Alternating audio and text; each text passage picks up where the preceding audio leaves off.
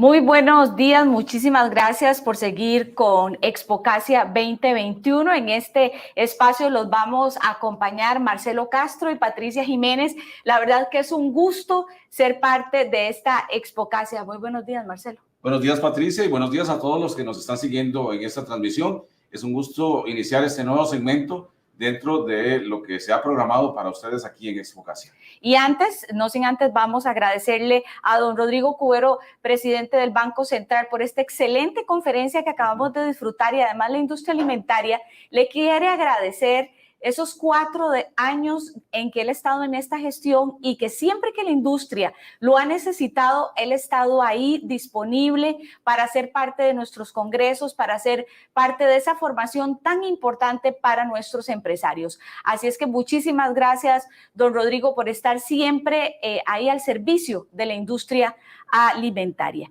Pero bueno, precisamente vamos a empezar este plato fuerte que tenemos dentro de Expocacia, que es toda la parte política, ¿verdad? Todo el análisis político que vamos a tener aquí durante aproximadamente unas 2 horas. Así es, y sobre todo conocer las perspectivas hacia el futuro, ¿verdad? Porque el país obviamente tiene muchos retos hacia adelante. La industria alimentaria también se enfrenta a una cantidad de retos, sobre todo tomando en cuenta, Patricia, que viene cambio de gobierno y viene cambio no solo en el Poder Ejecutivo, sino también en la Asamblea Legislativa. Y en ambos sectores es muy importante lo que ahí se esté pensando acerca de cómo dinamizar la economía, qué cambios hay que hacer. De eso se trata esta conversación. Así es, y aquí en la industria alimentaria quisimos hacer la diferencia. Quisimos diferenciarnos completamente de todo lo que están haciendo otros sectores, y en lugar de tener debates con los candidatos presidenciales, hoy vamos a saber qué piensan esos candidatos a diputados, donde van a formar parte de una posible asamblea legislativa, cómo va a estar conformada, qué piensan, tienen propuestas claras o no. Así es que todo eso es parte del análisis político que vamos a tener como parte de esta Expocacia, y que nos hemos preocupado por darles un producto totalmente diferenciado. Pero ¿cuál es el panorama de la industria alimentaria? ¿Qué esperan los empresarios de esos candidatos a diputados? ¿Qué están pensando este sector respecto a cómo se conformaría? ¿Cuáles son las posibles propuestas? Veamos la siguiente nota que hemos preparado para ustedes.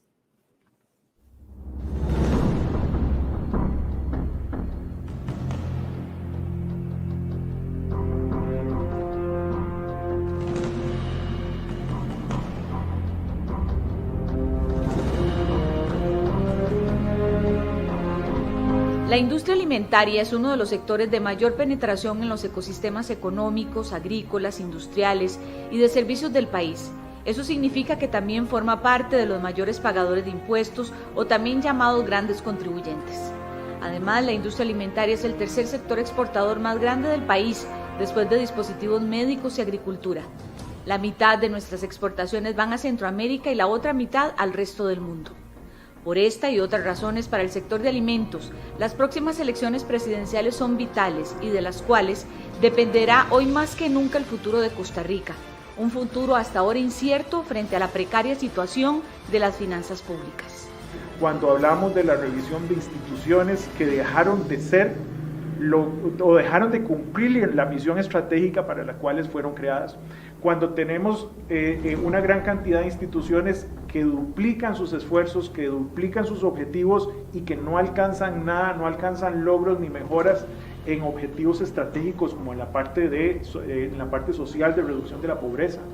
Cuando vemos una gran cantidad de presupuestos públicos destinados a oficios administrativos que se duplican entre sí, entre instituciones, cuando vemos una gran cantidad de derroche de recursos públicos en alquileres mal administrados, por ejemplo, un sistema de contratación inmobiliaria del Estado costarricense súper caro, cuando vemos un sistema de pensiones cargados al presupuesto nacional que provienen pues de sistemas de pensiones mal estructurados, mal calculados, o con pensiones de lujo que se llaman, o pagando pensiones por las cuales una gran cantidad de personas nunca cotizaron para obtener los montos que se están obteniendo, cargados a los impuestos que nosotros pagamos, es ahí donde sentimos que se debe realizar la verdadera reforma estructural.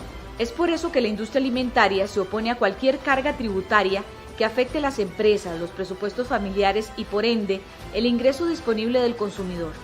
Argumenta que la mala administración del aparato público no puede cobrarse a los contribuyentes. Lo que urge es una reforma estructural, aunque sea parcial, como mecanismo para lograr un mejor equilibrio financiero del Estado.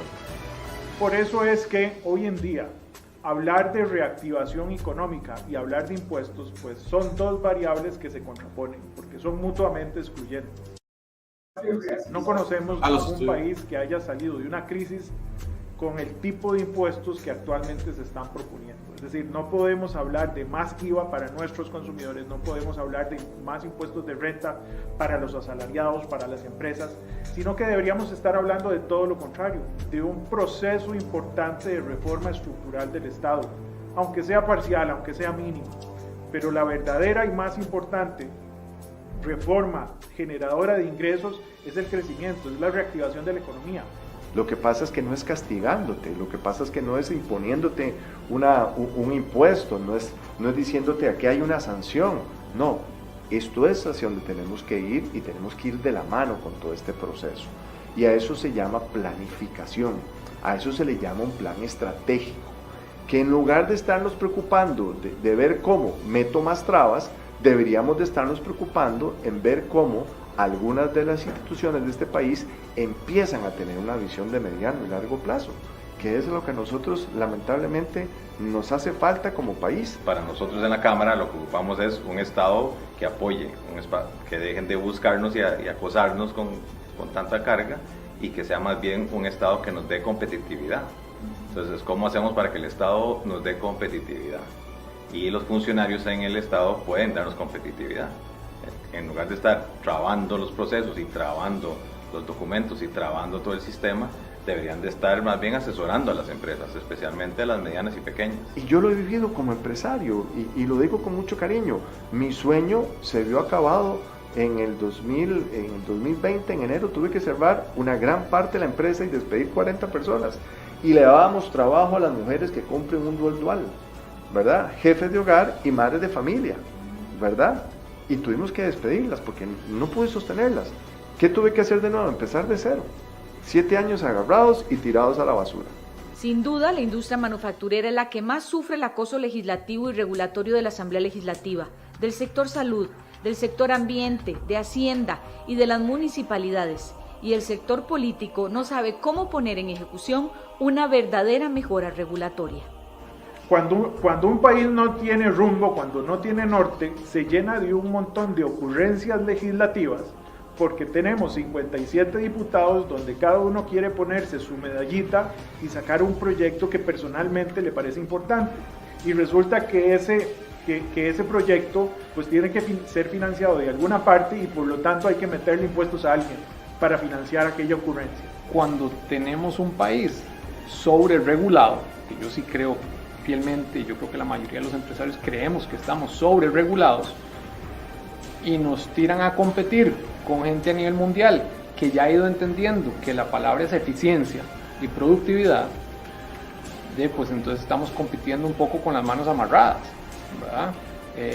Y la preocupación o el reto es nos van a pasar por encima, ¿verdad? La competencia. Pero lo que sí se siente es como una piñata, ¿verdad? Que dele porque de ahí sale. Y como ya estamos registrados y aparecemos por todo lado, eso es facilísimo, llegar a decirle, a usted le vengo a cobrar tanto más y usted está aquí y usted no tiene para dónde coger. El gobierno no genera ingresos, el gobierno es un captador de ingresos, el que genera ingresos es la empresa privada, ¿verdad? Y muchas veces la persona que está en el gobierno no logra entender que debe de dar las herramientas y facilitar que estas empresas crezcan, porque entre mejor estén las empresas, las industrias en este país, mejor vamos a estar todos y mejor va a estar todo el sector gobierno. Una de las principales anclas que no permite el despegue económico de nuestro país es la imposibilidad que tienen los nuevos emprendedores y microempresarios de asumir los costos que impone el Estado a cualquier operador económico. Eso genera que la mitad de la economía sea informal.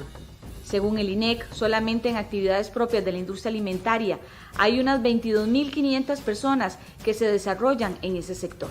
Quiero ponerte un ejemplo para que ustedes vean realmente lo que uno vive.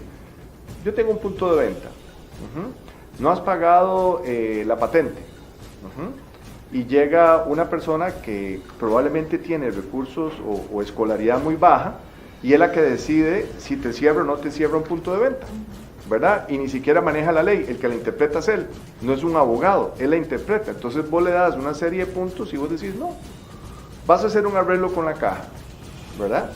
Y con la caja, hasta que no pagues, y vos queriendo pagar, y hasta que no pagues el monto que ellos te piden como mínimo, no hay arreglo. Y entonces todo esto va en función de permitir y de desarrollar lo que es el sector informal. No hay un incentivo en este país para ser formal. No hay un incentivo. No hay un incentivo para que las empresas crezcan. Porque en cuanto más crezco, más me regulan y más me cobran impuestos. Entonces, mejor empiezo a buscar otros países, qué beneficios dan otros países, qué beneficios tienen en zonas francas de otros países, porque aquí no hacen más que amarrarme. Pero sí es impresionante lo que hay que ir a cumplir para poder generar un emprendimiento nuevo. Y la ventanilla única me parece que es una idea genial que podríamos implementarla para nuevas empresas, que en un solo lugar se regule y se cumple con todo. Mientras nuestras empresas sufren las consecuencias de la inoperancia del Estado, son modelo en reducción de huella hídrica, huella de carbono, utilización de fuentes energéticas alternativas, estándares de protección del recurso natural en el abastecimiento agrícola. Tenemos modelos exitosos y de exportación en materia de recuperación, reciclaje y reutilización de empaques. Es una industria que busca materiales alternativos de empaque para reducir los impactos de la pésima gestión de desechos sólidos que hacen las municipalidades. Nuestro planteamiento es: seamos tan verdes como podamos, pero sin más trabas ni costos para la producción ni para la población. Nuestra industria es una de las más avanzadas en este tipo de temas y por lo tanto tenemos una enorme autoridad moral para decir que lamentablemente el estilo de política pública reciente lo que ha generado es una gran cantidad de iniciativas que en la búsqueda de una Costa Rica más verde, más bien le viene metiendo mucho más trabas y costos innecesarios a la capacidad de producir. Los políticos nos quieren poner de ejemplo en el mundo cuando ya somos el ejemplo del mundo. Y para poder ponernos de ejemplo en el mundo tenemos que dar más pasos hacia adelante y comprometernos más todavía. Yo creo que deberíamos de empujar a que todo el mundo nos alcance en la parte de la huella verde y dejar de poner tantas trabas en Costa Rica. Ya vamos bastante bien, hay que seguir arreglando, pero al ritmo que vamos bastante bien.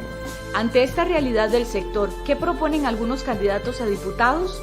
Lo veremos a continuación en el plato fuerte de la Expocacia 2021.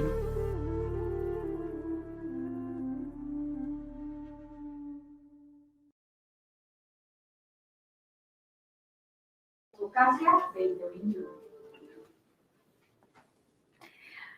Bien, como ya vieron en pantalla esta nota, resume un poco cuál es el panorama de la industria alimentaria, cuáles son sus grandes preocupaciones, qué es lo que necesitan realmente los empresarios de esta industria para que haya una verdadera reactivación económica en el sector. Y precisamente eso es lo que vamos a analizar, pero tenemos un invitado que nos va a ayudar con todo este análisis político, ¿verdad, Marcelo? Así es, un análisis muy importante y lo estábamos comentando aquí hace unos instantes, detrás de cámaras, que la industria alimentaria es una industria muy importante para un país que no se puede detener, no se detuvo ni en la pandemia. Aquí tenemos con nosotros al politólogo Gustavo Araya, a quien le damos la bienvenida, para que con él compartamos sus puntos de vista, los análisis que también se van a hacer acerca, luego de escuchar también posiciones de los diputados. Muchísimas gracias, muy buenos días, un placer estar con ustedes dos acá y muchísimas gracias a Acacia por la invitación. Espero que la conversación que venga sea de bastante provecho. Así es. Don Gustavo, empecemos por ese panorama político que nos espera, ¿verdad? Ante ese montón de candidatos a la presidencia, partidos políticos, candidatos también a diputados. Ya tuvimos 4 años de una fracción, más bien de una asamblea muy fraccionada, ¿verdad? Y queremos entender un poco cuál es el panorama político, ¿verdad?, que nos esperaría de cara a estas próximas elecciones y a la conformación del próximo Congreso. Sí, es importantísimo un poco ver de dónde venimos, para ver dónde estamos. Y tal vez con una presentación que me permití preparar para esta ocasión, sería importante, la voy a hacer muy rápida para sacarle más provecho, especialmente a las entrevistas, ¿verdad? Y demás. Su conocimiento yo creo que va a ser muy valioso para todos, así que tampoco tendrá que correr. Muchísimas gracias. Si vemos Costa Rica empezó toda esta situación que estamos viviendo actualmente en términos de la fragmentación de partidos políticos, más o menos al finalizar la época del bipartidismo. Cuando nos encontramos en términos del bipartidismo, hace más o menos, antitos de 1998, teníamos dos grandes fuerzas electorales en el país, ¿verdad? Lo que pasa es que después del 98, ambas fuerzas, tanto la Unidad Social Cristiana, ¿verdad?, que reciente conformación en el 83, termina de conformarse por ahí el 86, ya de cara al proceso electoral, lo que pasa es que empiezan a fragmentarse. Tanto la Unidad Social Cristiana pierde, por decirlo así, en su acercamiento hacia una especie de centro ideológico como Liberación Nacional, acudiendo un poquito más hacia su derecha, pierden, digamos, lo que serían los extremos. La unidad tiene prácticamente al movimiento libertario, ¿no?, que lo llaman los norteamericanos un spin-off, ¿verdad? Una salida, un quiebre, ¿verdad? Un poco más hacia la derecha, mientras que el Partido de Liberación Nacional pierde lo que sería el PAC. ¿Por qué hago alusión a esto? Porque a partir de ahí empezamos un camino de fraccionamientos múltiples, ¿verdad? Efectivamente no podemos hablar de que las fuerzas políticas en Costa Rica, como eran antes, eran un poco más monolíticas, un poco más cohesionadas, más uniformes, sino que tenemos partidos políticos en donde, si lo vemos en la Asamblea Legislativa actual, un Partido de Liberación Nacional en donde podemos encontrar casi que posiciones diferentes con respecto digamos, a lo que podría ser el espectro ideológico costarricense. Llegamos al 2006, si quiere ponemos la siguiente filmina, en donde efectivamente ya ese fraccionamiento nos demuestra varias cosas. Resultado de la elección del 2002, que fue una de las más importantes en el país, no solo por la primera ronda, sino especialmente porque ya los temas país dejaron de ser solamente los temas tradicionales, sino que empiezan a haber una incorporación de nuevas temáticas, nuevas ciudadanías, el tema de ambiente, incluso otros sectores, acordémonos del animalismo que también surge en este ambiente.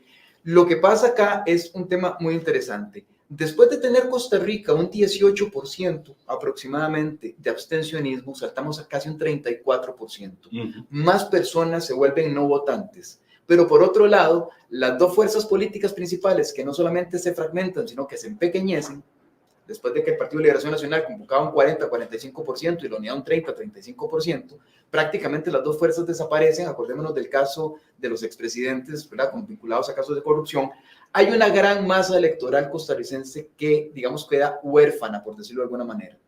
Grupos especialmente medios con alta escolaridad, personas que están en los sectores urbanos, especialmente, no necesariamente urbanos de Meseta Central, sino también urbanos, digamos, en Liberia, en la zona central de Limón, en la zona central de Punta Arenas. Lo que pasa con esta gran masa es que se vuelve una masa, digamos, mucho más crítica. Entonces, hay un error que a mí me ha llamado la atención en los últimos años, y es que generalmente se le atribuye a esta masa ser paquista. No es PAC. Esta es una masa que ha visto en el PAC de alguna manera, y se sienten engañadas como cualquiera otra, ¿no?, de alguna manera una alternativa. Migraron ahí temporalmente, ¿verdad? Entonces por eso el PAC tenía 5 puntos de porcentaje de simpatía y de repente crecía para las elecciones, volvía a crecer, y en ese plan ha estado. Nuevamente, actualmente vemos que, por ejemplo, el PAC es un partido que no convoca más de un 4% de la población ciudadana de Costa Rica. Entonces, igual, hay una gran masa electoral que se mantiene o en el abstencionismo o que se mantiene, digamos, en esa noción, digamos, son las personas que a última hora se definen, porque están viendo todo el panorama. Si gusta, pasamos la filmina para ver ese fenómeno que es muy interesante. Es que en ese 2006 estuvo a punto de darnos la primera sorpresa al PAC. La dio en el 2002 porque logra fragmentar al Partido de Liberación Nacional, y acordémonos de que en ese momento gana don Abel Pacheco, merced a que efectivamente el PAC y el Liberación Nacional no lograron conformar, digamos, una sola opción. Así es. Vemos en el 2018 que aparecen dos ejes importantes, un eje que llamamos que se mantiene en términos del estatismo y el liberalismo, pero hay un eje también del progresismo y el conservadurismo, y esto ayuda a que haya una mayor fragmentación también de partidos políticos. Aparece en el escenario nacional el Partido de Restauración Nacional, más claramente como opción, digamos, electoral, digamos, posible de haber alcanzado en una primera ronda el primer lugar y en una segunda ronda competir. Y si gusta pasamos de filmina, nos encontramos entonces en un panorama no solamente más complejo, de mayor cantidad de fuerzas políticas, sino en un panorama que a mí, digamos, en esto de cara al empresariado nacional, al sector alimentario, me parece que es importantísimo. Los partidos políticos dejaron de hacer las 3 cosas fundamentales que históricamente tenían que hacer. Formar cuadros dirigentes, número 1. Número 2, tener propuestas programáticas de calado nacional. Y número 3, tener vínculo o vinculación con diferentes sectores nacionales. Un partido político que no forma sus líderes, ¿qué nos puede ofrecer? ¿Qué nos puede ofrecer un partido que no tiene propuestas y qué nos puede ofrecer un partido que ni siquiera se acerca, por ejemplo, a los sectores, como el sector alimentario?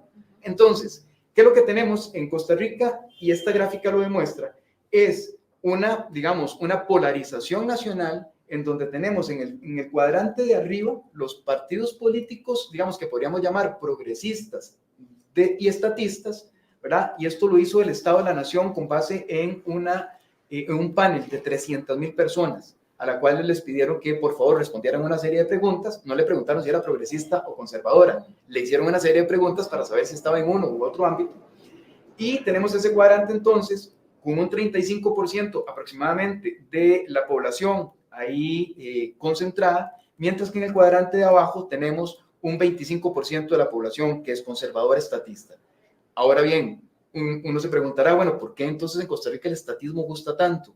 Acordémonos de que Costa Rica ha pasado durante muchos años, ¿verdad?, de un modelo que no necesariamente se definiría como estatista puro. O sea, no nos gustan la gran cantidad de instituciones o no nos gusta la tramitología, sino que estamos acostumbradas y acostumbrados a que el Estado se meta en salud, en educación, que son los 2 grandes pilares, digamos, las 2 columnas vertebrales que sostienen la paz social en el país. Y eso siempre lo va a defender la gente. Y eso siempre lo va a defender la gente. Entonces, no nos confundamos con que la gente es estatista de pura izquierda o pura, ¿verdad? No es pura. Se define como estatista en el sentido de que le gusta la participación del Estado en educación y en salud, y especialmente. Son 2 cosas que no permiten que nadie toque, ¿verdad? O sea, es como... Que efectivamente hay competencia privada y está por supuesto, bien, pero que la gente, digamos, sí le achaca mucho a los gobiernos cuando no se hace un buen trabajo en salud o en educación. Totalmente. Y ahorita que estamos con un apagón educativo es terrible.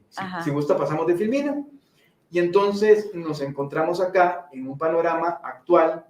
Si gusta, avanzamos hasta donde están los cuadrantes ya de los partidos políticos, que es el mapa completo.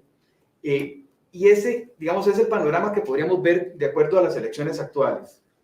¿Cómo está la oferta política costarricense en este momento? 27 fuerzas políticas que enviaron candidaturas, de las cuales 26 subsisten, y 25 fuerzas a nivel provincial. Pero veamos este gráfico. No solamente el fraccionamiento que veíamos antes en términos de la unidad o liberación, sino que veámoslo en términos, digamos, del liberalismo. Hay por lo menos 5 partidos que podrían considerarse, digamos, liberales, ya, más allá del movimiento libertario. Sí. Está el Partido Liberal Progresista, y están otros que no me sé ni siquiera los nombres. Yo que sí, cuesta aprendérselos, ¿no? Y que incluso esto se complica de cara a la ciudadanía. El cuadrante de abajo, si lo podemos ver, el cuadrante de la derecha y a la izquierda, ustedes pueden ver que hay una mayor concentración de candidaturas que podrían considerarse, digamos, liberales, estatistas conservadoras. Pero el cuadrante superior izquierdo es donde tiene, digamos, esa masa electoral, digamos, algún tipo de atracción. Hay un 35% de votantes ahí arriba y un 25% en la parte de abajo. Ese es el escenario político costarricense.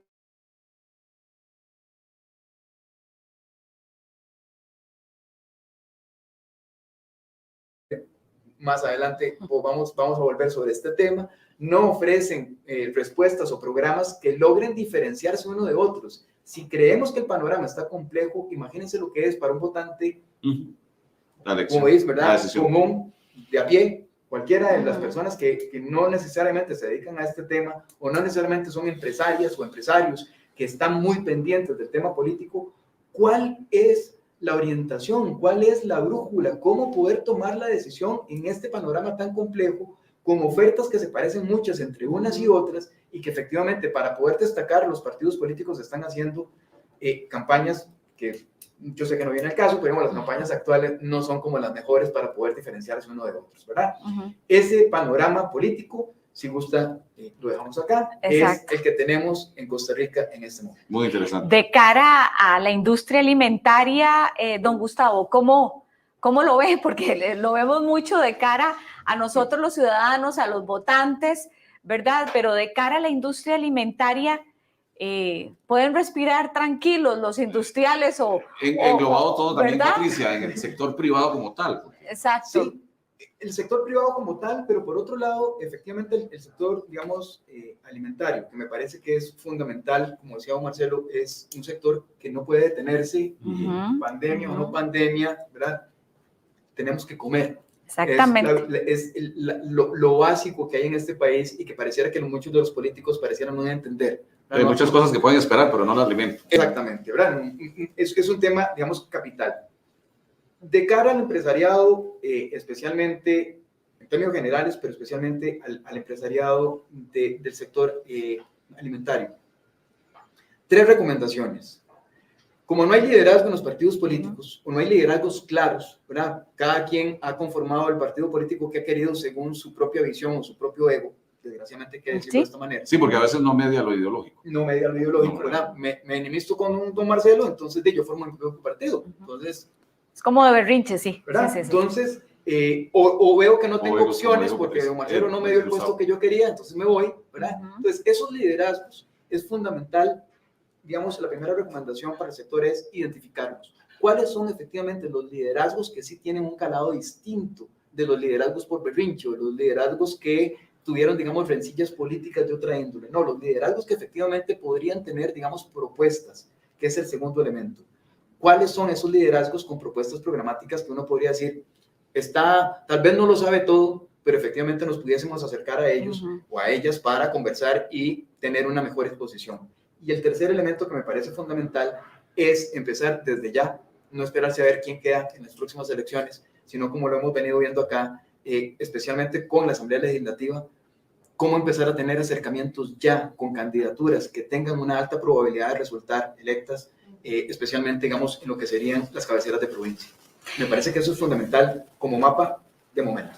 Y la importancia también en ese lobby político, digamos, de previo, ¿verdad? Tener esa conexión con las autoridades, porque creo que durante todo este tiempo, por lo menos durante los 4 años, creo que el sector empresarial se ha sentido de repente un poco abandonado en ese acercamiento, tanto con el Poder Ejecutivo como con el Poder Legislativo. Y que creo que también es un ejercicio bueno para la democracia, que el sector privado, desde sus diferentes órganos, como las cámaras, sean también protagonistas.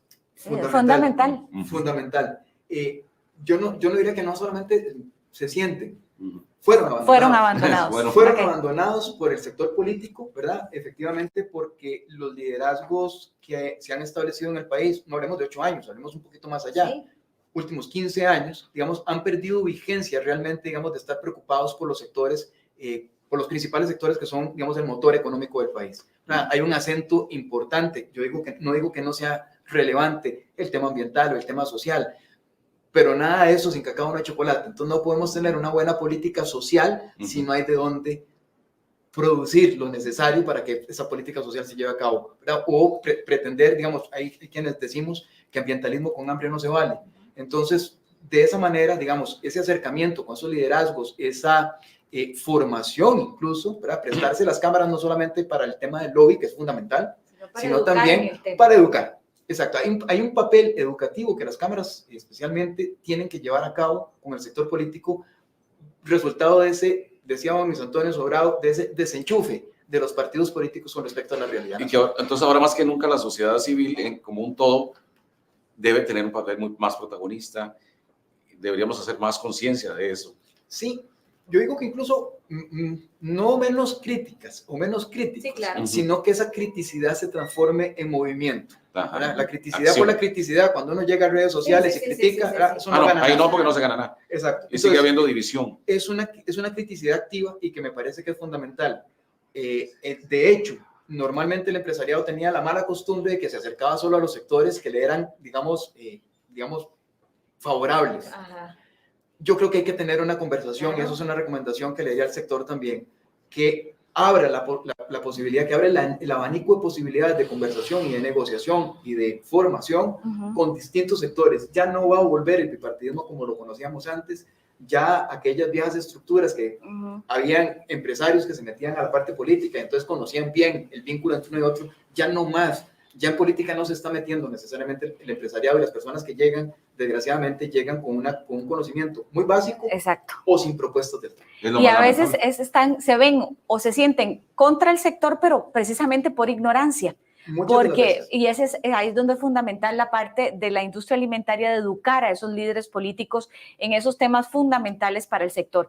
Pero precisamente hicimos un trabajo previo a Expocacia en donde conversamos con candidatos a diputados, no con todos, por supuesto, pero sí con algunos que consideramos fundamentales para el sector. Los entrevistamos, les fuimos a hablar de esos grandes temas que son fundamentales para la industria alimentaria y precisamente sobre finanzas públicas y reforma del Estado. ¿Qué nos dijeron estos candidatos a los que fuimos a buscar en estos días? Veamos.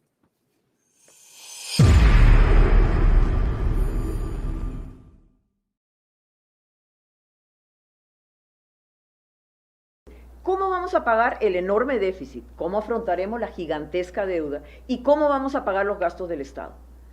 Pues cuidando el dinero de todos, frenando en seco la gran corrupción de este país, transparentando las licitaciones, midiendo y exigiendo un buen desempeño de los funcionarios, bajando drásticamente los intereses de la deuda pública, cobrando bien los impuestos, ya existentes, por supuesto, terminando con el contrabando, con las exoneraciones, con la elusión y con la evasión, y haciendo que las empresas estatales colaboren para bajar nuestra gigantesca deuda. Creemos en la descentralización, no creemos en más impuestos y creemos en eliminar esos disparadores del gasto automáticos que hacen que el manejo del presupuesto y la deuda se vuelva insostenible. No permitiremos que esta carga tributaria aumente, todo lo contrario. La línea que lleva la futura fracción del Partido Unidad Social Cristiana es bajar las cargas sociales y los impuestos para promover la producción, para promover la competitividad del país y para generar mayores empleos. Estoy en contra de más impuestos. Creo que, especialmente en las circunstancias actuales, la economía está muy débil. Está, comparándola, es como una vaca flaca, hambrienta, famélica, la que no se le puede ordeñar más, hay que darle pasto para reactivarla. Llegó el momento de que con valentía un presidente plantee para diálogo nacional una gran reforma del Estado que acabe con todo eso. Estamos totalmente en contra de nuevos impuestos, estamos a favor de bajarlos e incluso suspender el cobro de por lo menos 30 impuestos, que con eso va a beneficiar mucho a los costarricenses, va a ser uno de los factores que va a reactivar la economía, pero también estamos de acuerdo en ordenar las finanzas de forma que se baje los gastos del Estado. Ya hay un gasto corriente muy alto y además de los gastos superfluos que hemos analizado que todo eso se puede mejorar, sin mencionar también el tema de los canjes de deuda que los tenemos muy presentes, que se pueden hacer. Y en la parte legislativa, cualquier reforma en materia de política fiscal que siempre apunte hacia contener el gasto público, en la medida de lo posible reducirlo, y por supuesto a promover la reactivación económica para mejorar las finanzas del mismo sector público. Primero el gobierno se soca la faja, disminuye los gastos antes de pensar en alguna otra carga tributaria, que personalmente me da la impresión de que no es necesario, sino que en este país los dineros son tan mal utilizados, la gestión administrativa del gobierno es tan mala que se desperdicia en desviaciones, sobreprecios y corrupción gran parte de los dineros que generamos los costarricenses. Hay que enfocarse en el tema de crecimiento económico, porque si la economía no crece, igual el Estado no puede operar, y lo que ha pasado en los últimos 8 años es que los gobiernos del PAC no se han enfocado en el tema de crecimiento económico, sino que más bien han sido un obstáculo peor para que el sector productivo pueda trabajar, y entonces nosotros definitivamente iríamos a otra filosofía en la cual la prioridad sea la generación de empleo, la creación de nuevas empresas y por ende un crecimiento económico. Desde la Asamblea, aprobando los proyectos que permitan esa simplificación de trámites y hacer esa revisión, pero también desde el Ejecutivo teniendo esa visión y ese norte claro de cómo podemos hacer un Estado más eficiente. Es viable y objetivo viable, eliminar 90 impuestos. Y esos 90 impuestos son cargas tributarias que le sale más caro al Estado cobrarlas que lo que genera. Desde esa perspectiva es clarísimo que dentro de la negociación política que tiene que ver, digamos, la dinámica de la Asamblea Legislativa, los compañeros diputados podrán entender a cabalidad que es una acción no solamente viable, sino necesaria.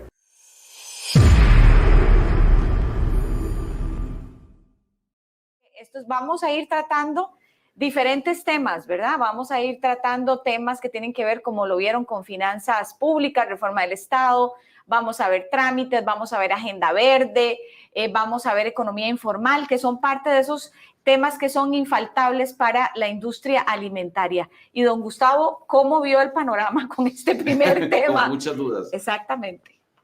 Un poco, por eso hacía el comentario de que la barda en los partidos políticos ha bajado muchísimo. Y esto ha ocasionado también, digamos, la contraparte. Si el partido político, o los partidos políticos más fuertes, más tradicionales, no le pusieron atención al tema de formación de sus cuadros dirigentes, si no le pusieron cuidado a la plataforma de propuestas, o si no le pusieron cuidado a la vinculación de cualquier partido que salga nuevo, vuelve a ver y dice, bueno, si ellos no lo están haciendo, ¿por qué yo tendría que hacerlo? Entonces también, digamos, esto es como un mal común, desgraciadamente, y de alguna manera queda reflejado en este primer segmento. Pueden haber liderazgos que se hayan formado en diferentes sectores, pero no necesariamente para los liderazgos en política que son distintos. Son liderazgos que tienen que ver con lo que señalaba Marcelo, el tema de una brújula, de una direccionalidad, de saber cuáles son los sectores prioritarios a los que hay que atender. Entonces esto no es una entrevista en donde se vale decirlo genérico, ¿verdad? Vamos a eliminarle los impuestos bueno, ¿cuáles? ¿Cómo? Y al sector alimentario particularmente, ¿cómo haría usted para eliminar impuestos? ¿Cuáles impuestos eliminaría? ¿Lo haría de manera consulta o lo haría de manera inconsulta? Porque la persona que está en política tiene que saber efectivamente que su liderazgo no depende solamente de un tema de voluntad, por decirlo de alguna manera. Esto no es voluntarismo, no es porque yo quiero, no, es porque tengo el conocimiento y porque tengo la relación con las personas que saben. Y en esto, digamos, en este caso, nada más para dejarlo ahí, mientras tanto, hay muchas observaciones respecto a esta primera parte, pero por lo menos ahorita no se ve presente en esta. El discurso tiende a ser cajonero y tiende a ser, además, como aprendido, exacto, y frases que usted y yo podríamos decir. Y todos podemos coincidir en que hay que bajar el gasto, todos podemos coincidir en que no hay que ponerle más impuestos al sector privado, pero en general pareciera que incluso no hay un compromiso de fondo. No solo no hay propuestas, sino un compromiso real. Exactamente, porque el compromiso real lo daría esas bases plausibles, comprobables, ¿verdad? De que hay alguien que me está diciendo, por ejemplo, me dice, la primera entrevistada dice, bueno, vamos a eliminar la corrupción, vamos a combatir la corrupción.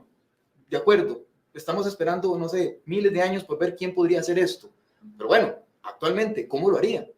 ¿Cuáles son las propuestas concretas? ¿Conoce usted de algo en el sector empresarial, algo que pudiésemos hacer desde ya para empezar a colaborar con ellos? Pero si no, es una propuesta vacía, es una propuesta que solamente es la nota panfletaria. El factor común es bajar los impuestos. Sí, y estamos de acuerdo, el tema de impuestos es fundamental, pero ¿cómo van a bajar los impuestos? ¿Cuáles impuestos?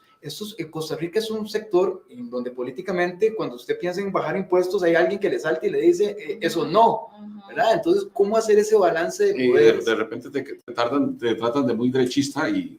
Exactamente, ¿verdad? Y de querer destrozar el Estado. Exactamente, entonces, bueno, ¿cuál es el norte, cuál es el calado real de la propuesta en donde efectivamente uno pudiese decir, bueno, esta persona propuso algo que efectivamente resulta, digamos, por lo menos atractivo? No aumentar la carga tributaria, bajar las cargas sociales, dijo la candidata a diputada por primer lugar por Alajuela del Partido Unidad Social Cristiana en lo que acabamos de ver.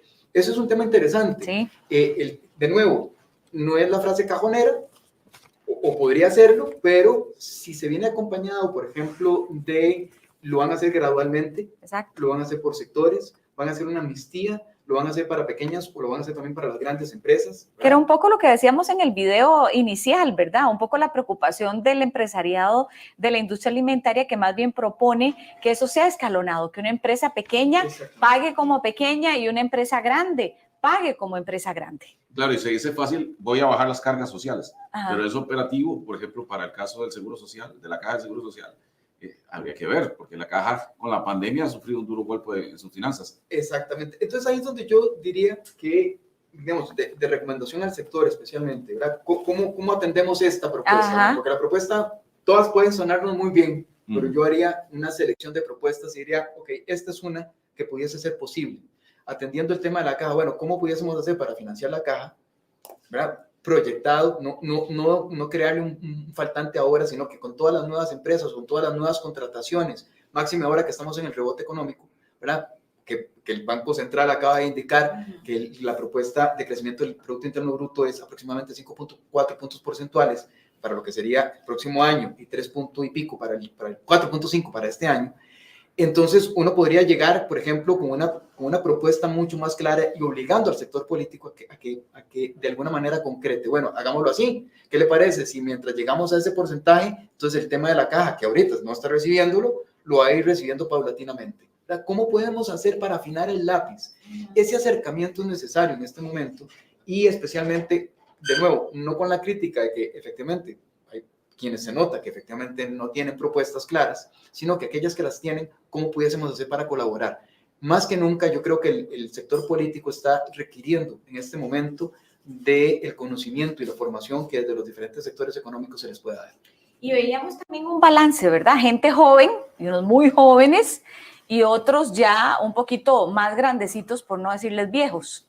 Sí, exacto. Con lo que pasa acá es que, digamos, es un tema interesante porque el factor común, a pesar de la edad, es que las propuestas no parecen tener, ¿verdad?, la profundidad necesaria. En ninguno de los dos casos. Y también no visualizamos grandes diferencias ideológicas, a pesar de ese cuadro que usted hizo, en donde se muestran partidos supuestamente más liberales con partidos más hacia la izquierda o de centro.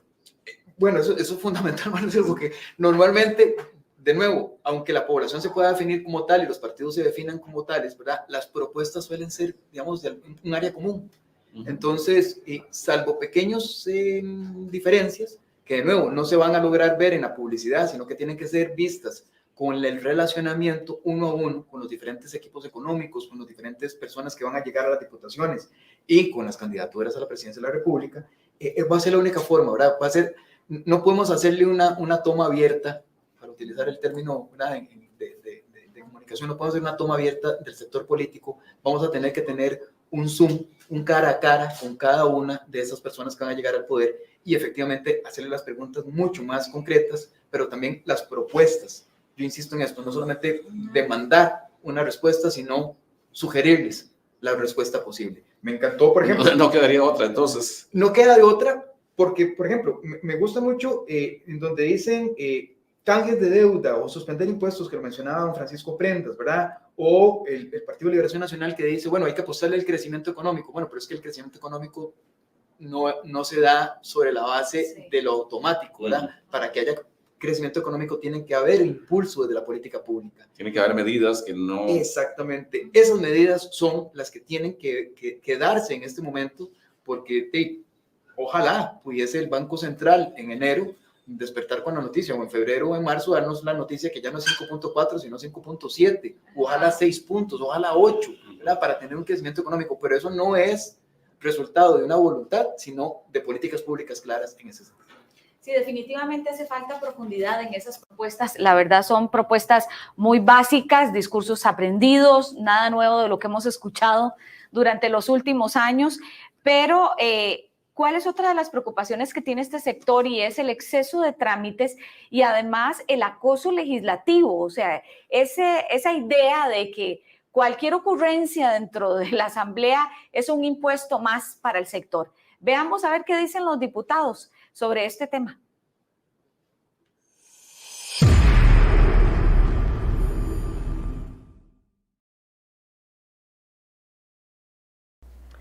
La acción legislativa no tiene ni debe ser acoso para nadie. Ningún país se ha hecho próspero acosando, molestando o limitando la actividad de quienes producen y generan empleo. Al igual que en el ejercicio del periodismo, tengo la firme convicción de que hay que escuchar a las dos caras de la moneda para tener un panorama completo antes de tomar una decisión. Nosotros creemos en el diálogo, en los consensos, creemos en enviar a consulta los proyectos de ley con los diferentes actores para así tener un criterio técnico sólido bajo el cual tomar decisiones. Represento al Partido Unidad Social Cristiana, en este caso somos un partido de centro que cree en los equilibrios, que siempre hemos trabajado en el equilibrio, que creemos en las oportunidades para todos, pero creemos que eso se construye con todos los sectores, sentándonos a conversar con cada uno de los sectores implicados en los diferentes temas y a partir de ahí construir con equilibrios para cada uno de los que pueden ser afectados. Lo que está haciendo falta es un presidente que tenga experiencia, que conozca política, que tenga talento político, que tenga habilidad política para acabar con este tipo de ocurrencias que de alguna manera detienen o perjudican el desarrollo del país porque generan temor, generan sensación de acoso o de hostilidad por parte de los poderes públicos hacia el sector productivo. En los últimos años ha habido una fuerte carga ideológica que compite y que entraba y que no le preocupa y que no se sensibiliza, y ahí podemos hablar de muchas de las restricciones que han habido en los últimos tiempos, que muchas veces no toma en cuenta la sensibilidad de los negocios, muchos de ellos que ya han desaparecido. ¿Cómo lo haríamos? Evidentemente diseñando un portafolio de políticas estratégicas, de tal suerte que la iniciativa privada se desamarre de los nudos que actualmente impone el Estado costarricense y una pésima gestión de gobierno, de tal suerte que pueda producir y generar más riqueza y generar más empleo. El gobierno tiene que convertirse en un socio estratégico de la empresa privada en todas sus dimensiones. No debe ser solo un socio estratégico para las grandes compañías, debe ser un socio estratégico para el microempresario que está iniciando hoy su empresa, que por lo general quiebra en los primeros años porque del día cero le caen las patentes que hay que pagar, le caen los impuestos de muy diverso tipo, le caen todas las cargas sociales. La esencia de la labor legislativa es siempre escuchar los diferentes sectores y esa será mi posición en cuanto a todos los proyectos de ley. No puedo asegurar que siempre vamos a estar de acuerdo en todo, pero definitivamente el diálogo es clave. Ya sea informalmente en reuniones en el despacho propiamente, o que los distintos sectores cuando se presentan a las comisiones a través de audiencias oficiales, ahí también es un espacio donde uno puede escuchar las diferentes perspectivas. Hay que ser disruptivos. Lo que sucedió en estos 8 años tiene que ser como el eclipse que ya pasó. Y lo primero es la apertura. Si hay algo que yo considero básico para la elaboración de cualquier proyecto o la construcción de cualquier política, es la apertura del diálogo. El sector productivo, las empresas del sector alimentario, por ejemplo, del país, deben participar en los procesos de formulación de las políticas públicas. ¿Por qué? Porque de lo contrario pasaría exactamente lo mismo que pasa ahora. Alguien en la Asamblea Legislativa se le ocurre una gran idea, la presenta a espaldas al sector, el sector reacciona muy mal porque resulta ser que la gran idea más bien es una pésima idea, ¿ah? Y empieza una escalada del nivel de conflictividad que termina al final de cuentas en un mamarracho legislativo.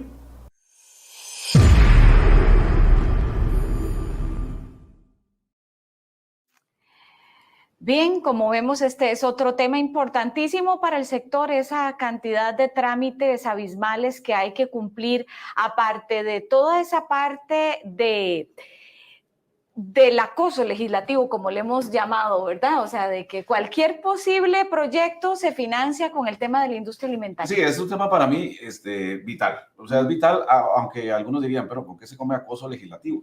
Bueno, pues es que es muy interesante, porque al haber tantos partidos postulándose, al haber tanta gente que incluso, como decía don Gustavo, él lo señala, que no tiene un programa definido, Entonces todo lo basan en una especie de acoso. Sí, yo voy a meter este impuesto, sí, yo voy a regular esto, ¿verdad? Desgraciadamente, lo que ha pasado es que efectivamente los partidos políticos, al perder norte, al perder, digamos, la capacidad de hacer propuestas programáticas concentradas, digamos que se difumina muchísimo la capacidad de acción en múltiples, me gusta mucho la palabra que utilizó don Rolando, de ocurrencias, ¿verdad? Hay múltiples ocurrencias. Y se junta con otro fenómeno adicional, y es que en la Asamblea Legislativa, por ejemplo, en la actual, lo que hemos visto es una Asamblea Legislativa, lo que llamamos muy transaccional, como el poder relativo de cada fuerza política es tan pequeño. Entonces, para no hacerle el feo, como dicen coloquialmente, entonces le permiten la vida de un proyecto de ley a cualquier otro diputado o diputada, aunque no tenga sentido, con tal de que en esa fragilidad de alianzas internas, cuando me toque a mí proponer un proyecto, no me le hagan el feo al mío. Eso hay que cuidarlo muchísimo, y eso le ha permitido proyectos de ley que son aberraciones realmente, ¿verdad? Yo ni siquiera sería tan candoroso como don Rolando en llamarle ocurrencia, sino que son aberraciones legales normalmente, en donde efectivamente pareciera que hay una intención, ¿verdad? Y en esto en Costa Rica es clásico, o el sector de exportaciones, o el sector alimentario, o el sector de alta tecnología. Se cree que ahí hay un dinero, no sé qué visión tiene. Sobra la plata, sí. De que cree que ahí hay, digamos, bonanza, y desconocen que efectivamente los sectores son altamente también sensibles, ¿verdad? Si uno trastoca en Costa Rica el sector alimentario, ya ustedes lo dijeron, está nada más y nada menos que afectando al tercer sector en importancia en exportación en el país. Y entonces, además que ya... cosa lo daña, y más bien lo que causa es una recesión económica. Pero además ya muchos de esos productos con otros impuestos, ¿verdad? Entonces, ya con una carga impositiva importante. O sea, se me ocurre, para seguir con la palabra de don Rolando, se me ocurre que este proyecto lo voy a financiar, pero ya ese producto ya tiene otros impuestos, ya los empresarios están pagando otros impuestos, entonces estamos hablando de productos, ¿verdad? Ya con exceso de tributos encima. Sí, yo me quiero sacar un impuesto para financiar algo del deporte, entonces hay que ponérselo al licor y a las gaseosas, para poner un caso. Por ejemplo, ¿verdad? O quiero hacer algo en favor de, como lo que estaba en dos proyectos de ley que surgieron en la administración tras anterior y en anterior, los proyectos de ley famosos para el tema de las gaseosas, ¿verdad? Entonces, porque en el país hay obesidad, entonces, bueno, para el tema de obesidad y el tema de la caja y los medicamentos que necesite, o medicamentos que son altamente caros, pero vamos a poner el impuesto a las gaseosas. O sea, hay una lógica en donde es una lógica casi que aberrante, ¿verdad? Porque no necesariamente ningún producto por sí mismo causa, digamos, alguna enfermedad en particular. Entonces, me parece que eso es un tema que desde el sector, especialmente el sector empresarial, y ya que estamos acá con el sector alimentario, me parece que hay que cortarlo, digamos, desde la raíz. Si no quiero ocurrencias, entonces no es cuando ya la ocurrencia está dada, ¿verdad? Quienes estamos en este ámbito, que pasamos haciendo monitoreo legislativo, ver cuál diputada pone cuál, ¿verdad? Bueno, ya ahí es tarde. Ya cuando el diputado llegó con un proyecto de ley o una diputada llegó con un proyecto de ley, una iniciativa, ya ahí llegamos tarde, porque ya él tiene en la mente y en todos sus firmantes ya esta persona fue a convencerlas de que ese proyecto es el que tiene que hacerse. Ya ahí el daño de alguna manera va en camino. Claro, entonces, y yo me tengo que consagrar como diputado pasando esto. Exacto. Algo que decía Patricia hace un momento es fundamental. La cercanía con el sector empresarial, del sector empresarial con el sector político es fundamental, pero desde el punto de vista de formación. Y decirle, bueno, perfecto, si usted quiere ponerle un impuesto, vea, ya tenemos el 40%. Si usted quiere ponerle un impuesto más, vea que eso va a significar, póngalo, pero eso significa menos puestos de trabajo. Y eso significa, por lo tanto, menos producción nacional. Y eso, entonces, lo que usted está haciendo es un boomerang económico. Entonces, hay que irlo a cortar de raíz. Primero, con la creatividad antes de que ésta se presente. Pero también, por eso es importante, lo que decía con respecto al tema de la transabilidad que se da en la Asamblea Legislativa, hay que ir a monitorear la Asamblea Legislativa más allá del día a día. Hay que ver cuál es la transaccionalidad que se está dando. Si viene un político y dice que hay que ponerle un impuesto a algo y el resto de sus compañeras o compañeros no le dijeron, ¿verdad? No lo hagas. Bueno, ¿por qué? Porque hay una transabilidad de ese proyecto. Pues tengo que ir a ver. Sí, claro. Yo también tengo que participar. ¿Qué hay detrás? Entonces, como sector empresarial le podemos decir, bueno, vea, disculpe, eso no se puede hacer de esta manera, hagámoslo de esta otra, y nos metemos dentro de la transabilidad que existe dentro de la propia Asamblea Legislativa, y especialmente la próxima, que va a ser una Asamblea Legislativa no tanto fragmentada en términos de partidos políticos, sino fragmentada internamente. Cada uno de los diputados que van a llegar no necesariamente tienen una formación a la que nosotros podríamos esperar haya sido la mejor en formación de política pública, y tampoco tiene un proyecto político que uno diga, y ya lo vimos acá con las entrevistas, cualquiera de las entrevistas que tuvimos en este momento, que acabamos de ver para el tema precisamente, digamos, del acoso legislativo, es, bueno, ¿qué va a hacer usted realmente? Tampoco dio ninguna opción real de qué o cómo eliminar esto. ¿Por qué? Porque para ellos el ambiente también es nuevo. Sí, en este escenario no hay nada de fondo. Uno ve que no hay nada de fondo. No hay mucho por mostrar hacia afuera, pero ¿cuánto hay de fondo? ¿Cuánto en contenido? Tienen una visión, desgraciadamente, el sector político nacional tiene una visión de conseguir el voto, pero no de conseguir el sector que le procure ese voto. Exactamente. Entonces no se cuidan de hacer promesas que efectivamente después no van a llegar a cumplir. Y seguimos y caemos de nuevo en el tema de educar, ¿verdad?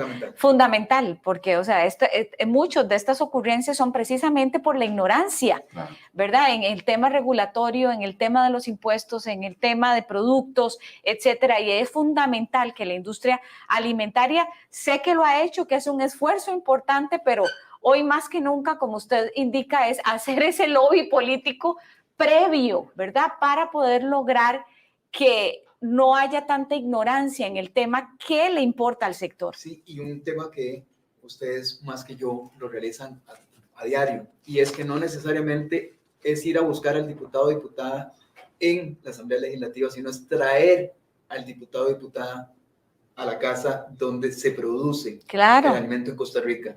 Ir a cada una de las industrias, ir a cada una de las empresas, y mientras tanto se les muestra cómo funciona, se le va diciendo, bueno, vea cómo podría afectar tal o cual proyecto, o quisiéramos que se haga esto o esto otro. Es un poco dejar la visión de ir hacia la asamblea y traer más bien la asamblea a la realidad para que ellos empiecen a conocer. Y sobre todo por el tema del empleo, ¿verdad? Muchas veces se piensa en el impuesto sobre un producto de la industria alimentaria, pero no se piensa, o sea, se piensa solo en recaudarlo, pero no en las consecuencias que tiene ese impuesto para la industria, ¿verdad? Porque significa, como usted lo indicaba, dejar a muchas personas sin empleo, producir menos, ¿verdad? Y al final... Como una de las industrias más encadenadas que tiene este país. Exactamente. ¿Verdad? La industria alimentaria tiene encadenamientos en todo sentido, ¿verdad? Verticales, horizontales, con otros sectores que me parece que es fundamental el cuidado, porque es un asunto, de nuevo, de vital importancia, es lo que comemos, y que es lo que vendemos para que otros coman. Y precisamente otra de las preocupaciones que tenemos en este sentido del empleo es la economía informal. 22.500 personas aproximadamente del sector alimentario permanecen en la informalidad. ¿Qué piensan estos candidatos a diputados que debería hacerse en este sentido? Veamos.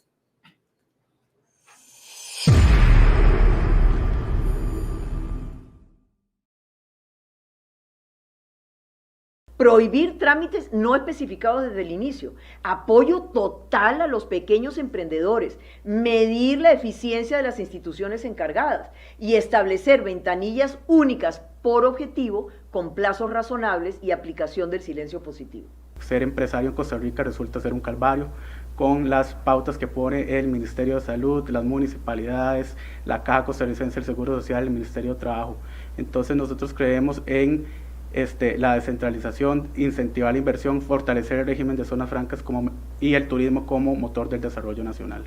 Debemos trabajar en ventanillas únicas de trámites, así como hay sectores que tienen una ventanilla única para su para lo que hacen, para la exportación, por ejemplo, necesitamos esa ventanilla única en los diferentes sectores. Necesitamos además bajar las cargas sociales, porque cuando alguien quiere emprender, al inicio de su emprendimiento, no dan los costos para pagar los impuestos y las cargas sociales que se le empiezan a cobrar desde el día 1.